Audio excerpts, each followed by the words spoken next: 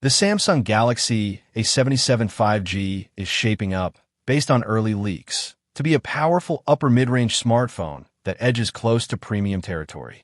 Rumors suggest it will feature a new Deca-core Samsung chipset paired with Xclipse 940 GPU, offering performance similar to lighter versions of Samsung's flagship-grade Exynos chips.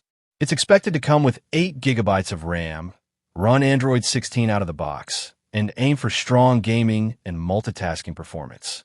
The display is rumored to be a 6.7-inch Super AMOLED or Super AMOLED Plus panel with a smooth 120Hz refresh rate, while the camera setup could include a high-resolution 108MP main sensor supported by additional lenses for ultra-wide, macro, or depth capabilities, along with a 32MP selfie camera.